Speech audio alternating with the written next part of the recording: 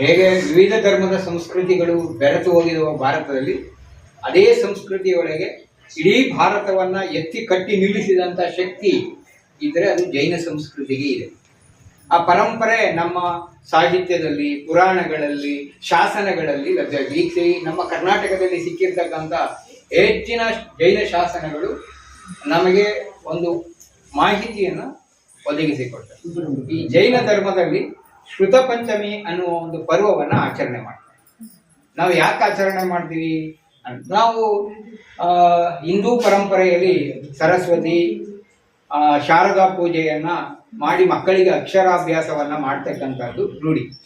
ಅದೇ ರೀತಿ ಮೂಲ ಸಂಸ್ಕೃತಿ ಜೈನ ಸಂಸ್ಕೃತಿಯಲ್ಲಿಯೂ ಸಹ ಈ ಸರಸ್ವತಿ ದೇವಿಯನ್ನ ಪೂಜಿಸ್ತಕ್ಕಂತಹ, ಶಾರದಾಂಬೆಯನ್ನ ಪೂಜಿಸ್ತಕ್ಕಂತಹ ಕಲ್ಪನೆಗಳು ನಮ್ಮ ಪುರಾಣಗಳಲ್ಲಿ, ಇತಿಹಾಸಗಳಲ್ಲಿ ದಾಖಲಾಗಿವೆ, ಶಾಸನಗಳಲ್ಲಿ ದಾಖಲಾಗಿವೆ. ಇಂತಹ ವಿಷಯಗಳನ್ನು ಇಟ್ಕೊಂಡು ಒಂದೆರಡು ವಿಷಯಗಳನ್ನು ಮಾತನಾಡ್ತೇನೆ.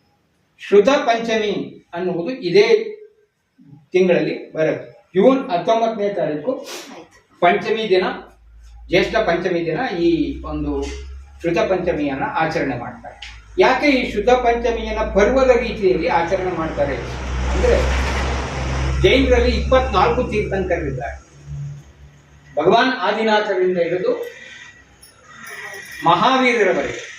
ನಮ್ಮ ಪುರಾಣಗಳು ಏನು ಹೇಳ್ತವೆ, ಅದಕ್ಕೆ ಹಿಂದೆಯೂ ಸಹ 24 ಜನ ಇದ್ರು, ಮುಂದೆಯೂ ಸಹ 24 ಜನ ತೀರ್ಥಂಕರರ ಹುಟ್ಟು ಆಗತ್ತೆ. ಯಾವ ಕಾಲಕ್ಕಾಗತ್ತೆ ಅನ್ನೋದನ್ನ ನಾವು ಪುರಾಣಗಳಲ್ಲಿ ಆಗತ್ತೆ ಅನ್ನುವ ಇಟ್ಕೊಂಡು, ಮುಂದೆ ಯಾವಾಗ ಆಗ್ತಾರೆ, ಆ ಫಲ ಯಾರು ಬರುತ್ತೆ ಅಂತ ಗೊತ್ತಿಲ್ಲ.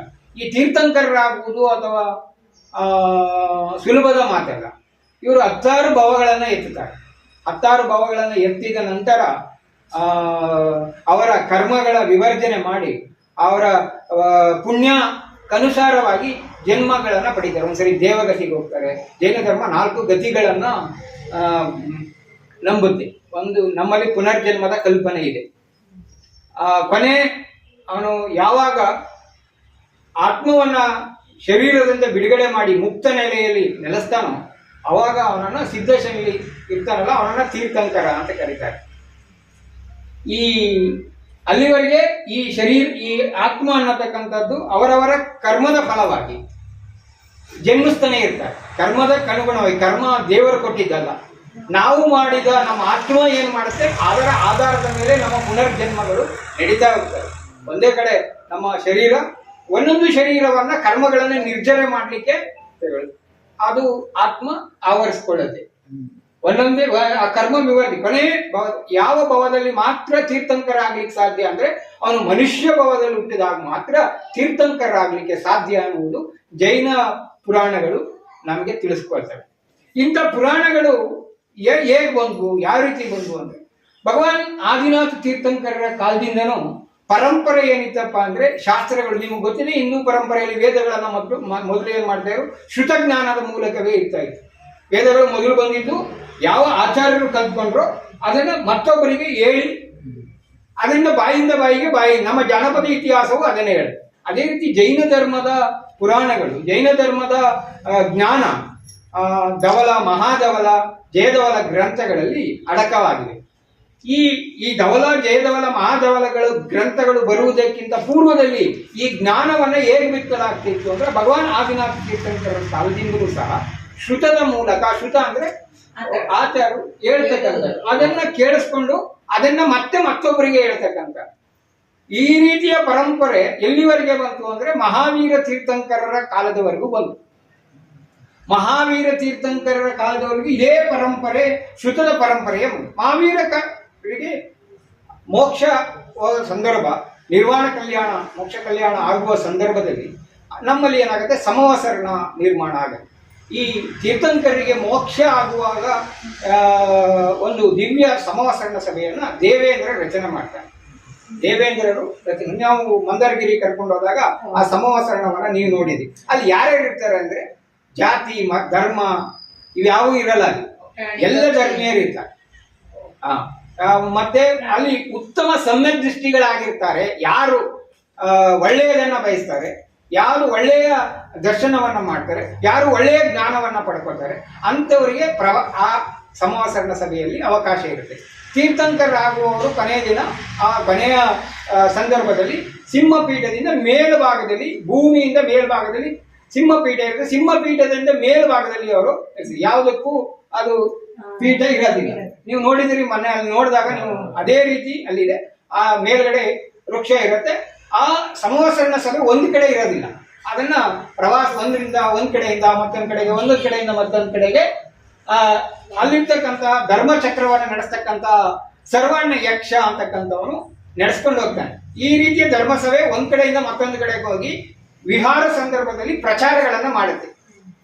ಈ ಮಹಾವೀರ ತೀರ್ಥಂಕರರಿಗೆ ಜ್ಞಾನೋದಯ ಆದ ಮೇಲೆ ಅವರಿಂದ ಓಂಕಾರದ ಧ್ವನಿಯಲ್ಲಿ ಉಪದೇಶಗಳು ಬರುತ್ತೆ. ದಿವ್ಯ ಧ್ವನಿಯ ಮೂಲಕ ಉಪದೇಶಗಳು.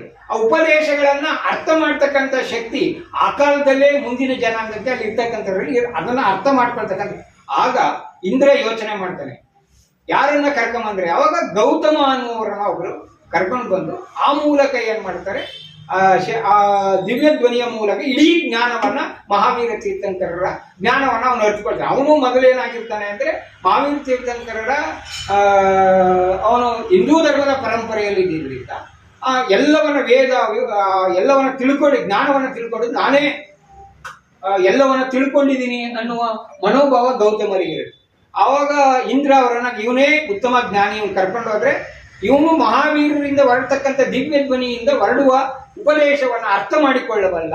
ಅಂದ್ರೆ ಅರ್ಧಮಾಗದಿ, ಪಾಳಿ, ಪ್ರಾಕೃತ ಈ ಭಾಷೆಯ ಮೂಲಕ ಅದನ್ನ ದಿವ್ಯ ಧ್ವನಿಯ ಮೂಲಕ ಬಂದಂತದನ್ನ ಅದನ್ನ ಅರ್ಥ ಮಾಡ್ಕೊಳ್ತಕ್ಕಂಥ ಶಕ್ತಿ ಗೌತಮನಿಗಿದೆ ಅಂತ ಕರ್ಕೊಂಡು ಅಲ್ಲಿ ಏನಾಗುತ್ತೆ, ಅವನು ಬಂದು ಈ ನಾವು ನೋಡಿದ್ವಿ ಅಲ್ಲಿ ಮಂದಾರಗಿರಿಯಲ್ಲಿ 4 ಕಡೆ ಏನಿರುತ್ತೆ ಮಾನಸ್ತಂಭ ಇರ್ತಕ್ಕಂಥ ಆ ಮಾನಸ್ತಂಭದ ಹತ್ತಿರ ಬಂದ ತಕ್ಷಣ ಅವನಿಗೆ ತನ್ನಲ್ಲಿದ್ದಂತಹ ಯಾವ ಗರ್ವ ಇತ್ತು ಅದೆಲ್ಲ ಇಳಿದು ಹೋಗುತ್ತೆ.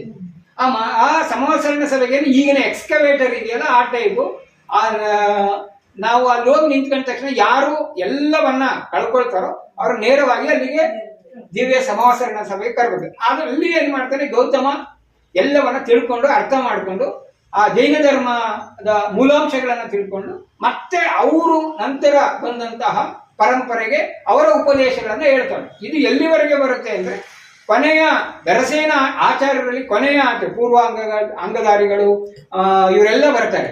ಅವರೆಲ್ಲ ಕಳೆದ ಮೇಲೆ ಕೊನೆಯ ಭದ್ರಬಾಹುಗಳ ನಂತರ ಇಲ್ಲಿ ಯಾರು ಭದ್ರಬಾಹುಗಳು ಬಂದಿದ್ರು ಅವರ ನಂತರ ಇವರು ಅಂತಿಮ ಶ್ರುತ ಕೇವಲಿಗಳು ಅಂತ ಕರಿತೀವಿ. ಇವರ ಅವಧಿಯವರೆಗೂ ಅಂತಿಮ ಶ್ರುತ ಕೇವಲಿಗಳ ನಂತರ ಈ ಆಚಾರ್ಯರ ಪರಂಪರೆ ಬರುತ್ತೆ. ಅದರಲ್ಲಿ ದರಸೇನ ಆಚಾರ್ಯರು ಅವರು ಸಹ ಶ್ರುತದಲ್ಲಿ ಜ್ಞಾನವನ್ನ ಹೊಂದಿರ್ತಾರೆ. ಬಟ್ ಅವ್ರಿಗೆ ಅರ್ಥ ಆಗುತ್ತೆ ಮುಂದಿನಕ್ಕೆ ಹೇಗೆ ಜ್ಞಾನ ತಿಳಿಸೋದು. ಆವಾಗ ಏನ್ ಮಾಡ್ತಾರೆ, ಲಿಪಿಬದ್ಧಗೊಳಿಸಿದ್ರೆ ಈ ಎಲ್ಲ ಶ್ರುತ ಜ್ಞಾನ ಏನಿದೆ ಜನರಿಗೆ ಮುಂದಿನ ಜನರಿಗೆ ಅಂದ್ರೆ ಈ ಜ್ಞಾನ ಮುಂದೆಗೆ ಶ್ರುತದ ಮೂಲಕ ಬರಲ್ಲ, ಆ ಶಕ್ತಿ ಮುಂದಿನ ಪರಂಪರೆಗೆ ಇರಲ್ಲ ಅಂತೇಳಿ ಅದನ್ನು ಪರೀಕ್ಷೆ ಮಾಡ್ತಾರೆ. ಯಾರು ನಾನು ಹೇಳ್ತಕ್ಕಂಥ ಜ್ಞಾನವನ್ನು ಅರ್ಥ ಮಾಡಿಕೊಂಡು ಲಿಪಿಬದ್ಧಗೊಳಿಸಬಲ್ಲರು ಅನ್ನೋದನ್ನ ಅವರನ್ನ ಪರೀಕ್ಷೆ ಮಾಡಿ ಅವರೆಲ್ಲರ ಜ್ಞಾನವನ್ನ ತಿಳ್ಕೊಂಡು ಇಬ್ಬರು ವ್ಯಕ್ತಿಗಳಿಗೆ ಪುಷ್ಪದಂತ ಮತ್ತು ಭೂತಬಲಿ ಆಚಾರ್ಯರಿಗೆ ಈ ಪರಂಪರೆಯನ್ನು ಬೆಳೆಸ್ಕೊಂಡು ಹೋಗ್ಬೇಕು ಅಂತೇಳಿ ಆ ದಿನ ಕೂರಿಸಿ ಶ್ರುತ ಪಂಚಮಿಯ ದಿನ ಈ ಲಿಪಿಬದ್ಧಗೊಳಿಸ್ಲಿಕ್ಕೆ ಶುರು ಮಾಡ್ತಾರೆ. ಅವಾಗಲೇ ಶಾಸ್ತ್ರ ಲಿಪಿಬದ್ಧ ಆಗತ್ತೆ. ಅಲ್ಲಿವರೆಗೆ ಶ್ರುತ ಜ್ಞಾನ. ಆ ದಿನ ಪಂಚಮಿ ಆಗಿರುತ್ತೆ, ಜ್ಯೇಷ್ಠ ಶುದ್ಧ ಪಂಚಮಿ ಆಗಿರುತ್ತೆ. ಆ ಯಾವ ಪಂಪ ಪರಮ ಜಿನೇಂದ್ರವಾಣಿಯ ಬರದು ಪೆಣ್ಣ ರೂಪಂ ಧರಯಿಸಿ ನಿಂದುದಲ್ ತದುವೆ ಭಾವಿಸಿ ಓದುವ ಕೇಳುವ ಪೂಜಿ ಪಾದರಿಸುವ ಅಂದ್ರೆ ಅಲ್ಲಿ ಏನು ಹೇಳ್ತಾ ಹೋಗ್ತಾನೆ, ಆ ಪರಮ ಜಿನೇಂದ್ರವಾಣಿಯೇ ಸರಸ್ವತಿ. ಜಿನೇಂದ್ರನಿಂದ ಬಂದಂತ ವಾಣಿಯನ್ನ ಆಚಾರ್ಯರು ಅರ್ಥ ಮಾಡಿಕೊಂಡು ಅದನ್ನು ಮುಂದೆ ಬಂದಂತಹ ಆಚಾರ್ಯರು ಲಿಪಿಬದ್ಧಗೊಳಿಸಿದರು. ಆ ಲಿಪಿಬದ್ಧಗೊಳಿಸಿದ ದಿನವೇ ಪವಿತ್ರ ಶ್ರುತ ಪಂಚಮಿಯ ಪರ್ವವಾಗಿ ಜೈನರಲ್ಲಿ ಆಚರಣೆ ಬರುತ್ತೆ. ಅವತ್ತು ಅಕ್ಷರಾಭ್ಯಾಸ ನಡೆಯುತ್ತೆ. ಮಕ್ಕಳಿಗೆ ಅವತ್ತು ಅಕ್ಷರಾಭ್ಯಾಸ ಮಾಡಿಸುವುದರಿಂದ ಜ್ಞಾನದ ಉಪಲಬ್ಧತೆ ಹೆಚ್ಚಾಗುತ್ತೆ ಎನ್ನುವುದು ನಂಬಿಕೆ.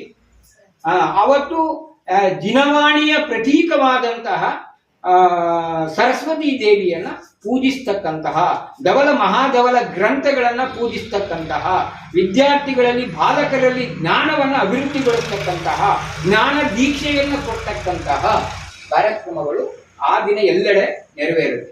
ಇದು ಪ್ರಚಾರದಲ್ಲಿ ಇಲ್ಲ. ಆಯಾಯ ಇದರಲ್ಲಿ ಅವರವರ ಕ್ಷೇತ್ರಗಳಲ್ಲಿ ಅದನ್ನ ಮಾಡ್ತಾ ಹೋಗ್ತಾರೆ.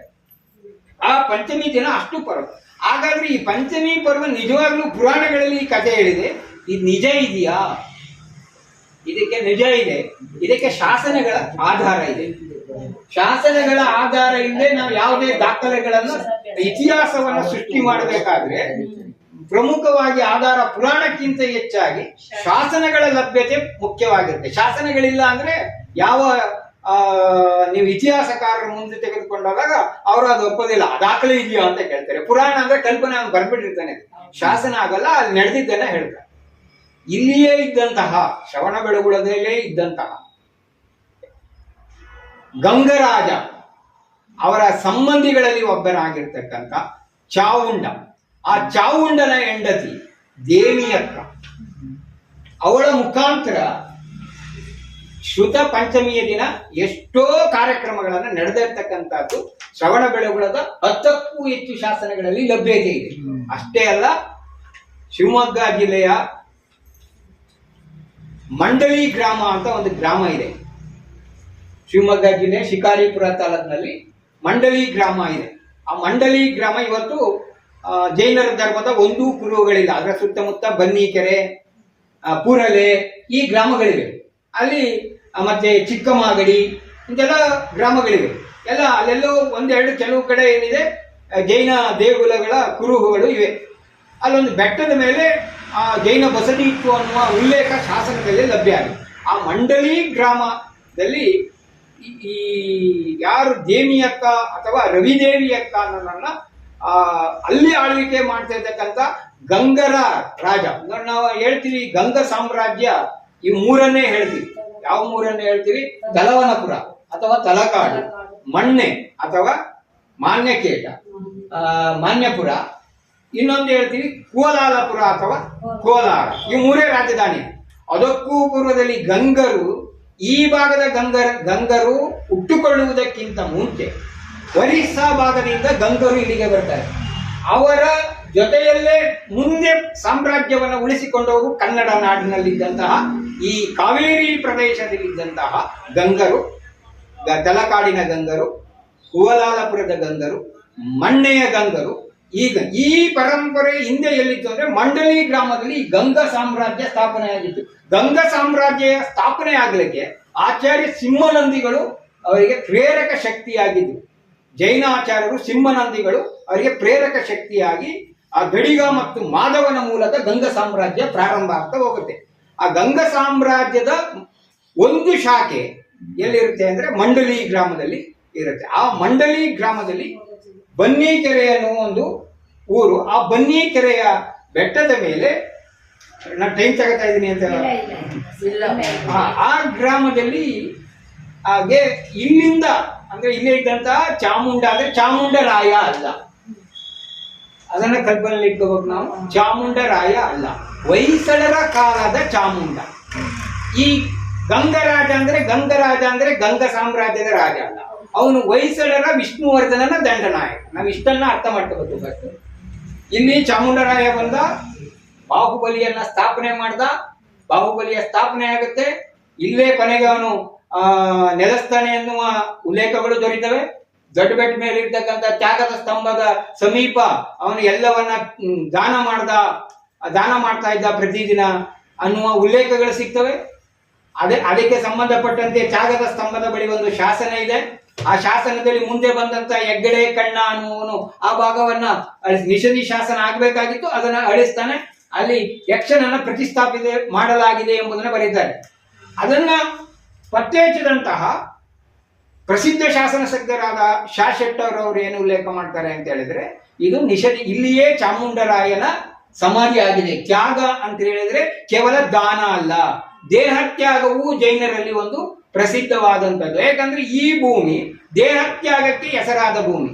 ಇಲ್ಲಿಗೆ ಕೊಳತ್ತೂರಿನಿಂದ ಬಂದಿದ್ದಾರೆ, ಮಧುರೈಯಿಂದ ಬಂದಿದ್ದಾರೆ, ನವಿಲೂರಿನಿಂದ ಬಂದಿದ್ದಾರೆ, ಮಹಾರಾಷ್ಟ್ರದಿಂದ ಬಂದಿದ್ದಾರೆ, ಬೆಳಗಾವಿಯಿಂದ ಬಂದಿದ್ದಾರೆ.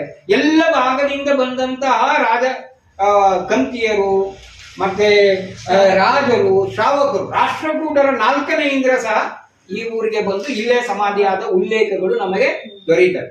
ಇಡೀ ವಿಶ್ವದಲ್ಲಿ ರಾಷ್ಟ್ರಕೂಟರ ಕಾಲದಲ್ಲಿ ಪೋಲೋ ಆಟದ ವರ್ಣನೆ ಪೋಲೋ ಆಟ ಅಂತ ನಾವು ಶ್ರೀಮಂತರ ಆಟ ಮಾಡ್ತೀವಲ್ಲ, ಇದರ ವರ್ಣನೆ ಸಿಗ್ತಕ್ಕಂಥ ಮೊಟ್ಟ ಮೊದಲ ಶಾಸನ ನಮಗೆ ಪೋಲೋ ಆಟದ ಬಗ್ಗೆ ವರ್ಣನೆಯನ್ನ ಈ 4ನೇ ಇಂದ್ರನ ಶಾಸನದಲ್ಲಿ ಚಿಕ್ಕ ಬೆಟ್ಟದಲ್ಲಿ ದೊರೆಯುತ್ತೆ. ಇಂದ್ರನ ಹಳ್ಳಿ ಎನ್ನುವುದಕ್ಕೆ ಶಾಶ್ವತವಾಗಿ ಇಲ್ಲಿನ ಊರಿದೆ. ಈ 4ನೇ ಇಂದ್ರ ಇವರು ಎಲ್ಲ ಬಂದೆ. ಇದೆಲ್ಲ ಯಾರ ಕಾಲದಲ್ಲಾಗಿದ್ದು? ಗಂಗಾ ಮತ್ತು ರಾಷ್ಟ್ರಕೂಟರ ಕಾಲ ಆಗಿದೆ.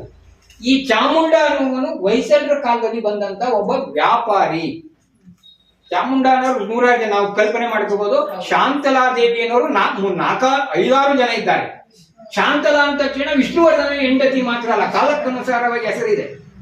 ವೀರೇಂದ್ರ ಕುಮಾರ್ ಒಬ್ಬನೇ ಇಲ್ಲ, ಸುಮಾರು ಜನ ಹೆಸರುಗಳಿವೆ. ವೀರೇಂದ್ರ ಕುಮಾರ್ ಅನ್ನುವಾಗ ನನ್ನ ಒಬ್ಬನೇ ಕಲ್ಪನೆ ತಗೊಳಕ್ ಸಾಧ್ಯ ಇಲ್ಲ. ಬೇರೆ ಬೇರೆ ಹೆಸರುಗಳು. ಶಾಂತಲಾ ಅಂದ ತಕ್ಷಣ ನಮಗೆ ಮೊದಲು ಬರ್ತಕ್ಕಂಥದ್ದು ಏನಪ್ಪಾ ಅಂದ್ರೆ ವಿಷ್ಣುವರ್ಧನನ ಹೆಂಡತಿ ಶಾಂತಲಾ ಅಂತ. ಆ ಚಿಕ್ಕ ಶಾಂತಲೆ ಅನ್ನೋದೇ ನೀವು ನಿಟ್ಟೂರು ಅನ್ನೋ ಊರಿದೆ. ಎಲ್ಲಿ? ಆ ನಿಟ್ಟೂರಲ್ಲ, ನಮ್ಮ ಹಾಸನ ಜಿಲ್ಲೆಯಲ್ಲಿ ನಿಟ್ಟೂರು ಇದೆ. ಹಾಸನ ಜಿಲ್ಲೆಯಲ್ಲಿ ನಿಟ್ಟೂರು ಎಲ್ಲಿದೆ ಅಂತ ಹೇಳಿದ್ರೆ ನೀವು ಪುರದಮ್ಮಗೆ ಹೋಗ್ತೀರಾ, ಗೊತ್ತಿದೆ? ಪುರದಮ್ಮ ಇಸ್ರೋ ಇಂದ ಮುಂದೆ ಹೋದಾಗ ನೀವು ನಿಟ್ಟೂರ್ಗೆ ಹೋಗ್ಬೇಕು. ನಿಟ್ಟೂರಿಂದ ಪುರದಮ್ಮಗೆ ಹೋಗ್ತೀರಿ. ಪುರದಮ್ಮ ಮತ್ತು ನಿಟ್ಟೂರಿನ ಮಧ್ಯೆ ಒಂದು ಊರಿದೆ, ಯಲಗುಂದ ಅಂತ ಗ್ರಾಮ ಇದೆ. ಯಲಗುಂದ ಅಂತ ಗ್ರಾಮ ಇದೆ, ಗೊತ್ತಿರೋರು ಗೊತ್ತಿ. ಆ ಯಲಗುಂದ ಗ್ರಾಮದಲ್ಲಿ ಬಿದ್ದೋಗಿರೋ ಒಂದು ದೇವಸ್ಥಾನ ಇದೆ. ಅದರ ಮುಂದೆ ಚಿಕ್ಕ ಶಾಂತಲೆಯ ಶಾಸನ ಇದೆ. ಚಿಕ್ಕ ಶಾಂತಲೆ ಅದನ್ನ ಕಟ್ಟಿದ್ರು. ಚಿಕ್ಕ ಶಾಂತಲೆ ಯಾರಪ್ಪ ಅಂದ್ರೆ ವಿಷ್ಣುವರ್ಧನ ಕೊನೆಯ ಮಡದಿಯ ಹಿರಿಯ ದೇವಿಯ ಕೊನೆಯ ಮಡದಿ. ಅಂದ್ರೆ ಪಟ್ಟದ ರಾಣಿಯರು ಬೇಕಾದಷ್ಟು, ರಾಜರಿಗೆ ರಾಣಿಯರು ಬೇಕಾದಷ್ಟು. ಪಟ್ಟದ ರಾಣಿಯರು ಇಬ್ರೆ. ಯಾರಿಗೆ? ವಿಷ್ಣುವರ್ಧನ. ಒಂದು ಲಕ್ಷ್ಮಿ, ಮತ್ತೊಬ್ಳು ಶಾಂತಲೆ. ಶಾಂತಲೆ ಸತ್ತದ ಮೇಲೆ ಶಾಂತಲೆಯ ಒತ್ತಾಯಕ್ಕೆ ಲಕ್ಷ್ಮಿಯನ್ನ ಮದುವೆ ಆಗ್ತಾನ ಅಷ್ಟೇ. ಇನ್ನ ಪಟ್ಟದ ರಾಣಿಯಿಂದ ಶಾಂತಲೆಯನ್ನ ಬಿಟ್ಕೊಡ್ಲಿಕ್ಕೆ ಅವನಿಗೆ ಇಷ್ಟ ಇರಲ್ಲ. ಅದೇನೇ ಕಥೆ ಇರಲಿ. ಅದು ನಾನು ಯಾಕೆ ಬಂದೆ ಅಂದ್ರೆ ಇಂಥ ಶಾಂತಲೆಯ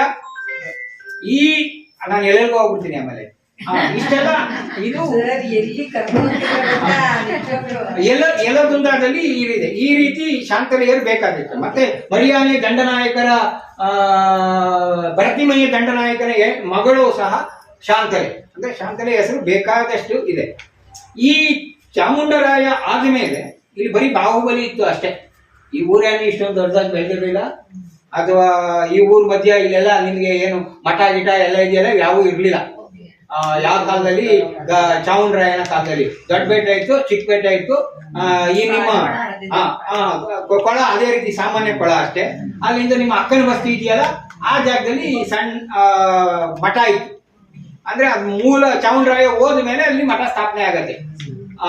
ನೇಮಿಚಂದ್ರ ಸಿದ್ಧಾಂತ ಚಕ್ರವರ್ತಿಗಳ ನಂತರದಲ್ಲಿ ಅಲ್ಲಿ ಮಠ ಸ್ಥಾಪನೆ ಆಗುತ್ತೆ. ಈಗಿನ ಸ್ಥಳದಲ್ಲಿ ಮಠ ಇರಲಿಲ್ಲ. ಇದು ಮೈಸೂರು ಸಂಸ್ಥಾನದ ಅರಸರ ಕಾಲದಲ್ಲಿ ಈ ಮಠ ಪ್ರಾರಂಭ ಆಗುತ್ತೆ. ಕಲ್ಲೆಯ ಶೆಟ್ಟಿ ಅನ್ನುವನು ಇದನ್ನ ಸ್ಥಾಪನೆ ಮಾಡ್ತಾನೆ. ಅವನು ಯಾವ್ದೋ ಉದ್ದೇಶಕ್ಕೆ ಇನ್ನೊಂದಿನ ನಿಮ್ಗೆ ಆ ಕಥೆಯನ್ನ ಪೂರ್ತಿ ಹೇಳ್ತೀನಿ. ಆ ಒಂದು ಏನಿತ್ತು ಆ ಪ್ರದೇಶ ಮಾತ್ರ ಅವಾಗಿದ್ದು. ಆಮೇಲೆ ಇಲ್ಲಿಗೆ 12ನೇ ಶತಮಾನಕ್ಕೆ ಬಂದಿದೆ. ರಾಮಾನುಜಾಚಾರ್ಯರು ಬರ್ತಾರೆ. ರಾಮಾನುಜಾಚಾರ್ಯರ ಪರವಾಗಿ ತೊಣ್ಣೂರಿನಲ್ಲಿ ರಾಮಾನುಜಾಚಾರ್ಯರು ವಿಷ್ಣುವರ್ಧನನ್ನ ಭೇಟಿ ಆಗ್ತಾರೆ. ಅಲ್ಲಿ 700 ಜಿನಾಲಯಗಳಿರ್ತವೆ. ಇದೆಲ್ಲ ಕಥೆ ಅಲ್ಲ, ಇದೆಲ್ಲ ಉಲ್ಲೇಖ. ತೊಣ್ಣೂರಿನಲ್ಲಿ 700 ಜಿನಾಲಯಗಳನ್ನ ವಿಷ್ಣುವರ್ಧನ ಏನೋ ಬದಲಾವಣೆಯಾಗಿ ರಾಮಾನುಜಾಚಾರ್ಯರ ಪ್ರಭಾವಕ್ಕೊಳಗಾಗಿ ಬದಲಾವಣೆ ಆಗ್ತಾನೆ ಅನ್ನೋದು ಇತಿಹಾಸದಲ್ಲಿ ದಾಖಲಾಗಿದೆ. ಆ ಜಿನಾಲಯಗಳು ನಾಶ ಆಗ್ತವೆ ಅನ್ನುವ ದಾಖಲೆಯನ್ನು ತೊಣ್ಣೂರಿನ ಕಥೆಯನ್ನು ವಿವರಣೆ ಮಾಡಿರ್ತಕ್ಕಂಥ ಶಾಸನ ತಜ್ಞರು ವರ್ಣನೆ ಮಾಡ್ತಾರೆ. ಅದು ಏನೇ ಇದ್ಕೊಳ್ಳಿ. ಅದಾದ್ಮೇಲೆ ಅದಕ್ಕೆ ಪ್ರತಿಸ್ಪರ್ಧಿಯಾಗಿ ಬೇಲೂರು ಮತ್ತು ಹಳೇಬೀಡನ್ನ ವಿಷ್ಣುವರ್ಧನ ಬೆಳೆಸ್ತಾನೆ. ಆಗ ಜೈನ ಧರ್ಮವನ್ನ ಅನುಸರಿಸಿರ್ತಕ್ಕಂಥ ಗಂಗರಾಜ ಆ ಹಳೇಬೀಡು ಮತ್ತು ಬೇಲೂರಿಗೆ ಪ್ರತಿವಾದಿಯಾಗಿ ಒಂದು ಜೈನ ಶ್ರದ್ಧಾ ಕೇಂದ್ರವನ್ನ ಬೆಳೆಸಬೇಕು ಅನ್ನುವ ಉದ್ದೇಶವನ್ನ ಇಟ್ಕೊಳ್ತಾರೆ. ಅದಕ್ಕೆ ಪ್ರತಿಯಾಗಿ ಶ್ರವಣ ಬೆಳಗುಳವನ್ನ ಕಟ್ಟಿ ಬೆಳೆಸುವುದು ಅವನು ಬೆಳೆಸ್ತಾನೆ. ಅವನು ಏನ್ ಮಾಡ್ತಾನೆ? ಯುದ್ಧಗಳಿಗೆ ಹೋಗ್ತಾನೆ. 3-4 ಯುದ್ಧ ಮಾಡ್ತಾನೆ. ನಾವು ಏನು ತಿಳ್ಕೊಂಡಿದೀವಿ ಇತಿಹಾಸದಲ್ಲಿ ವಿಷ್ಣುವರ್ಧನ ಸಾಮ್ರಾಜ್ಯವನ್ನ ಗೆದ್ದ ಅಂತ. ವಿಷ್ಣುವರ್ಧನ ಎಲ್ಲೂ ಸಾಮ್ರಾಜ್ಯವನ್ನ ಗೆದ್ದಿಲ್ಲ. ಕೆಲಸ ಮಾಡಿದವ್ರು ಬೇರೆ. ಇಲ್ಲಿ ದಂಡನಾಯಕನ ಪಾತ್ರ, ಗಂಗರಾಜನ ದಂಡನಾಯಕನ ಪಾತ್ರ ಇದೆ. ಚೋಳರ ಆದಿಯಮ್ಮನನ್ನ ಸೋಲಿಸಿದ್ದು ಗಂಗರಾಜ.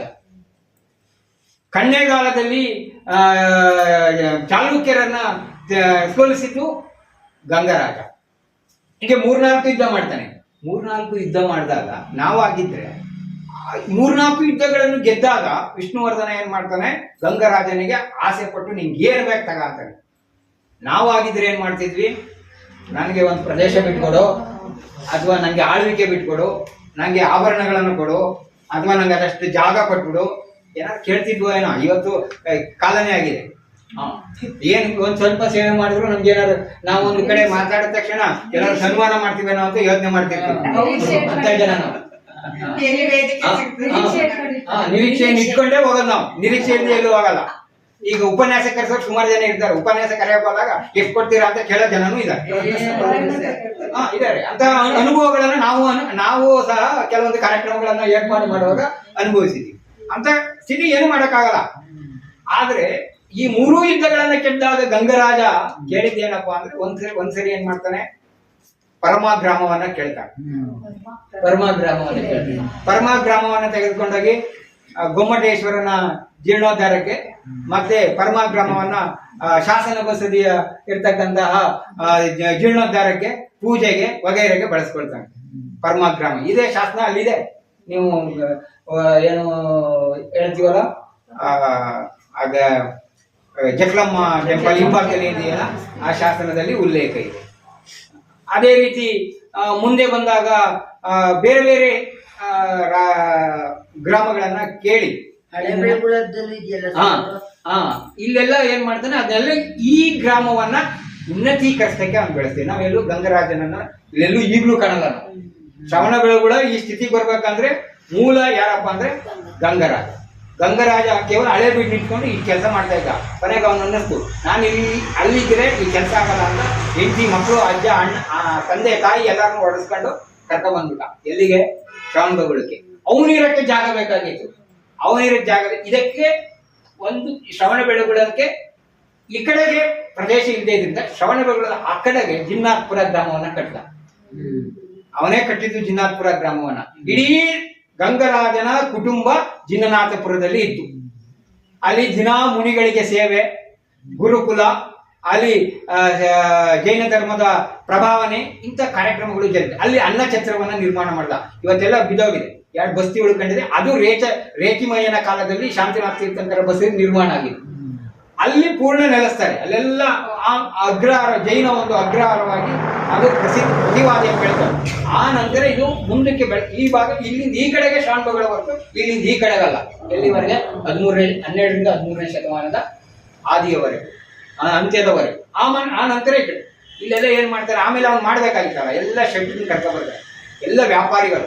ಇವತ್ತಿನ ನಿಮ್ಮ ಮೊಸಳೆ ಗ್ರಾಮ ಇದೆ, ಒಳನರಸೀಪುರದ ಹತ್ರ. ಆ ಮೊಸಳೆ ಗ್ರಾಮದಲ್ಲಿ ಜೈನ ವರ್ತಕರಿರ್ತಾರೆ. ಅದ್ರ ಪಕ್ಕದಲ್ಲಿ ಮಣಿಕಲಪುರ ಅಥವಾ ಮರ್ಕೂಲಿ ಅಂತಿದೆ, ನೀವು ಕೇಳಿರ್ಬೇಕು. ಈಗ ಶಾಂತಿ ಗ್ರಾಮದಿಂದ ಒಳಗಡೆ ಹೋದ್ರೆ ಮರ್ಕೂಲಿ ಅಂತ ಒಂದು ಗ್ರಾಮ ಇದೆ. ಆ ಗ್ರಾಮದಲ್ಲಿ ಈಗಲೂ ಹಸಿರು ಶಿಲೆಗಳು ಅಲ್ಲಿ ದೊರೆಯುತ್ತವೆ. ಮದ್ರಾಸ್ಗೆ ಆಂಜನೇಯನ ಮಾಡ್ಲಿಕ್ಕೆ ಅಲ್ಲಿನ ಒಂದು ಕಲ್ಲನ್ನ ತೆಗೆದುಕೊಂಡಂತ ಉದಾಹರಣೆಗಳನ್ನ ಕೇಳಿದ್ವಿ. ಹಸಿರು ಗಣಿ ಈಗಲೂ ನಡೀತಾ ಇದೆ, ಗಣಿ ಉದ್ಯಮ ನಡೀತಾ ಇದೆ. ಅಲ್ಲಿ ರತ್ನದ ವ್ಯಾಪಾರಿಗಳು ಜಾಸ್ತಿ ಇರ್ತಾರೆ. ಆ ರತ್ನದ ವ್ಯಾಪಾರಿಗಳನ್ನೆಲ್ಲ ಗಂಗರಾಜ ಇಲ್ಲಿ ಕರ್ಕೊಂಡ್ಬರ್ತಾನೆ. ಈ ಶ್ರವಣ ಬೆಳಗೊಳದ ಬಾಹುಬಲಿಯ ಸುತ್ತ ಏನ್ ಗಂಗಾ ಸುತ್ತಾಲಯವನ್ನು ನಿರ್ಮಾಣ ಮಾಡಿದ್ದಾರೆ, ಆ ಎಲ್ಲ ವರ್ತಕರು ಸೇರಿ ಅವರನ್ನ ನಿರ್ಮಾಣ ಮಾಡಿದ್ದಾರೆ. ಯಾವಾಗ ಅಲ್ಲಿವರೆಗೆ ಬಾಹುಬಲಿಯ ಸುತ್ತ ಯಾವುದೇ ನೇರವಾಗಿ ಬಾಹುಬಲಿಯನ್ನ ಕಾಗದ ಕಂಬದಿಂದ ನೇರವಾಗಿ ಹೋಗಿ ನೋಡುವುದಾಗಿತ್ತು. ಅದರ ಸುತ್ತ ಯಾವುದೇ ಕೋಟೆ ಯಾವುದೂ ಇರಲಿಲ್ಲ. ಅದೇ ಆ ನಂತರ ಇಲ್ಲಿ ಏನು ಚರಂಡಿಗಳನ್ನು ಮಾಡಿಸ್ಬೇಕಾಗಿತ್ತು, ಇಲ್ಲೇನು ರಸ್ತೆಗಳನ್ನು ಮಾಡಿಸ್ಬೇಕಾಗಿತ್ತು, ಅವನ ಅತ್ತಿಗೆಯ ಒಡಗೂಡಿ ಮಾಡ್ತಾನೆ. ಅದಕ್ಕೆ ಜಕ್ಕಿ ಹಬ್ಬೆ ಅನ್ನುವಳು ಆ ಅತ್ತಿಗೆ, ಅವಳು ಮತ್ತು ಗಂಗರಾಜ ಇಬ್ರು ಸೇರ್ಕೊಂಡು ಆಚಾರ್ಯ ಸುಭಚಂದ್ರ ಸಾರರು ಅವಾಗ ಭಟ್ಟಾರಕರಾಗಿರ್ತಾರೆ. ಅವರ ಮುಖಾಂತರ ಈ ನಗರವನ್ನ ಬೆಳೆಸ್ತಾರೆ. ಇದು ಈ ಕುಟುಂಬದಲ್ಲಿ ಇದ್ದಂತಹ ದೇಮತಿ ಅಥವಾ ರವಿದೇವಿ ಅಕ್ಕನನ್ನ ಬೂತುಗ ಪರ್ಮಾಡಿ ಗಂಗನಿಗೆ ಮಂಡಳಿ ಸಾಮ್ರಾಜ್ಯದ ಅಧಿಪತಿಗೆ ಕೊಟ್ಟು ಮದುವೆ ಮಾಡ್ತಾರೆ. ಆ ಸಂದರ್ಭದಲ್ಲಿ ಈ ಅವಳು ಶುಚ ಪಂಚಮಿ ಪರ್ವವನ್ನ 14 ವರ್ಷಗಳ ಕಾಲ ಹಿಡಿತಾಳೆ. 14 ವರ್ಷಗಳ ಕಾಲ ಶುಚ ಪಂಚಮಿಯನ್ನ ಆಚರಣೆ ಮಾಡ್ಕೊಂಡು ಬರ್ತಾರೆ. ಅಲ್ಲಿ ಬನ್ನಿಕೆರೆ ಅನ್ನುವ ಗ್ರಾಮದಲ್ಲಿ ದೊಡ್ಡ ದೇಗುಲವನ್ನ, ಜೈನ ದೇಗುಲವನ್ನ, ಅವಾಗ ಆ ಸಂದರ್ಭದಲ್ಲಿ ಈ ಜೈನ ಸಿದ್ಧಾಂತಗಳು ಎಲ್ಲಿದ್ವು ಅಂದ್ರೆ ಈ ನಮ್ಮ ಅಕ್ಕನ ಬಸ್ತಿ ಹಿಂಭಾಗದಲ್ಲಿ ಸಿದ್ಧಾಂತ ಬಸದಿ ಅಂತಿದೆ, ಕೆಲವರು ನೋಡಿದ್ರಿ. ಅಲ್ಲಿ ಸಿದ್ಧಾಂತ ಗ್ರಂಥಗಳಿಟ್ಕೊಂಡು ಭಟ್ಟಾರಕರು ಅವಾಗೆಲ್ಲ ಮುನಿ, ಈಗೆಲ್ಲ ಈ ಕಾವ್ಯ ತರಿಸಲ್ಲ, ಆ ಕಾವ್ಯಧಾರಿಗಳ ಭಟ್ಟಾರಕರಲ್ಲ, ಮುನಿಗಳೇ, ದಿಗಂಬರ ಮುನಿಗಳಾಗಿದ್ದಂತ ಭಟ್ಟಾರಕರೇ ಈ ನೆಲೆಯನ್ನು, ಅವ್ರಿಗೆ ಜಾಸ್ತಿ ಇದನ್ನ ಬೆಳೆಸಬೇಕು ಅನ್ನೋದು ಇರಲಿಲ್ಲ. ಆದ್ರೆ ಇಡೀ ಮಠವನ್ನ ನೋಡ್ಕೊಳ್ತಕ್ಕಂಥ ಆಡಳಿತ ಶಕ್ತಿ ಬೆಳೀತಾ ಬೆಳೀತಾ ಬಂದಂತೆ ಮುಂದೆ ಈ ಕಲಿಯುಗದ ಪ್ರಭಾವ ಮತ್ತೆ ಜನರ ಈ ಒತ್ತಡಕ್ಕೆ ಅನುಗುಣವಾಗಿ ಮುಂದೆ ಜೈನ ದಿಗಂಬರ ಸಾಧುಗಳು ಓಡಾಡುವುದು ಕಷ್ಟದಾಯಕವಾದಾಗ ಈ ಕಾವ್ಯ ಪರಂಪರೆಯ ನಂತರ ಭಟ್ಟಾರಕರಲ್ಲಿ ಉಟ್ಕೊಳ್ಳುತ್ತೆ. ಈ ಅವರು ಏನ್ ಮಾಡ್ತಾರೆ, ಅಲ್ಲಿ ಸಿದ್ಧಾಂತ ಗ್ರಂಥಗಳನ್ನು ಇಟ್ಟು, ಆಗ ಪರಂಪರೆಯಲ್ಲಿ ಸಿದ್ಧಾಂತ ಪರಂಪರೆಯಲ್ಲಿ ಹೆಚ್ಚು ಜ್ಞಾನಿಗಳಾಗಿದ್ದವರು ಆ ಕಾಲಕ್ಕೆ 12ನೇ ಶತಮಾನದ ಅವಧಿ, 12-13ನೇ ಶತಮಾನದ ಅವಧಿಯಲ್ಲಿ ಶಿವಚಂದ್ರಾಚಾರ್ಯರು ಅತ್ಯಂತ ಪ್ರಮುಖ ಜ್ಞಾನಿಗಳಾಗಿರ್ತಾರೆ. ಇಲ್ಲಿಂದ ಅವರನ್ನ ಅಲ್ಲಿ ಕರೆಸ್ಕೊಳ್ತಾಳೆ, ಯಾರು, ದೇವಿ ಅಕ್ಕ. ಅಲ್ಲಿ ಕರೆಸ್ಕೊಂಡು ಶಾಸ್ತ್ರ ಗ್ರಂಥಗಳನ್ನ ಬರೆಸ್ತಾರೆ. ನಾವು ಪುಸ್ತಕ ಪ್ರಿಂಟ್ ಮಾಡಿಸೋದಕ್ಕೆ ಸುಲಭ, ಶಾಸ್ತ್ರ ಗ್ರಂಥಗಳನ್ನ ಕೈಯಲ್ಲಿ ಬರೆಸಿ ಈ ಧವಲ ಗ್ರಂಥಗಳನ್ನ ಪ್ರತಿಗಳನ್ನ ಮಾಡಿಸಿ ಬೇರೆ ಬೇರೆ ಕಡೆಗೆ ಅವಳು ಕೊಡ್ತಾಳೆ. ಅಂದ್ರೆ ಆ ಶ್ರುತ ಪಂಚಮಿಯ ದಿನವೇ ಮಾಡಿಸ್ತಾರೆ. ಜ್ಞಾನದ ಧಾರಣೆ ಜಾಸ್ತಿ ಆಗುತ್ತೆ, ರಸ ಮಾಡಿದ್ರೆ ಅದರ ಪ್ರಭಾವ ಜಾಸ್ತಿ ಆಗುತ್ತೆ, ಜ್ಞಾನದ ಪ್ರಭಾವನೆ ಜಾಸ್ತಿ ಆಗುತ್ತೆ ಅನ್ನೋ ಉದ್ದೇಶದಿಂದ ಆ ದಿನ ಅಲ್ಲಿ ಮಾಡಿಸಿ ಅದ್ದೂರಿಯಾಗಿ ಪಂಚಕಲ್ಯಾಣವನ್ನು ನೆರವೇರಿಸಿ ಆಚಾರ್ಯರನ್ನ ಬೀಳ್ಕೊಡ್ತಾರೆ. ಎಲ್ಲಿಗೆ ಮತ್ತೆ ಶಿವಚಂದ್ರಾಚಾರ್ಯರು ಬರ್ತಾರೆ. ಅಲ್ಲಿಂದ ಧವಲ ದೇವದೇವರ ಗ್ರಂಥಗಳ ಸಂಗ್ರಹ ನಮ್ಮ ಈ ಸಿದ್ಧಾಂತ ಬಸದಿದೆ. ಆ ನಂತರ ಮುಂದೆ ಅದು ಬೇರೆ ಕಡೆಗೆ ಮೂಡಿಬಿದ್ರೆ ಹೋಯ್ತು ಅಂತ ಅನ್ನುವ ದಾಖಲೆಗಳು ಸಿಗ್ತವೆ.